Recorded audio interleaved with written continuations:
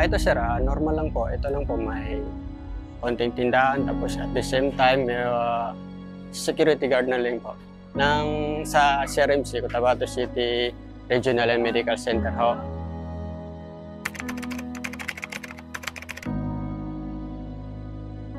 Ramdam po natin sir, hindi po natin may pagkakailayan. Ramdam po natin kahit hindi lang po dito sa lugar natin, kahit saan po sa sulok ng Pilipinas, ramdam po natin yan. Based po sa observation natin bilang ordinaryong mamamayan tao, ramdam po natin yan. At saka yun sa nakikita naman po natin sa may konting business tayo, pero ramdam natin yun. Pababa, pataas na kita, talagang nandyan po siya sir. Talagang gustong-gusto po namin maramdaman sa BARM, sa BARM government, yung mga leaders natin, yung kung support nila, konting support nila sa tulad na yung mga maliliit na negosyante, yun po ang gusto namin maramdaman.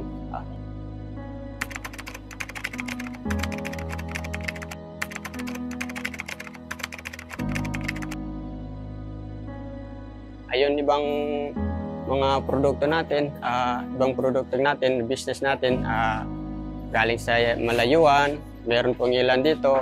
Much better po kung meron po tayong sariling mga business o produkto na pwede natin itayo dito sa may BARM region kung saan pwede po magkaroon ng opportunities yung lalo na po yung mga kabataan po natin na kung saan hindi na po kailangan nila na pumunta sa ibang lugar, sa malayan para maghanap ng ibang trabaho.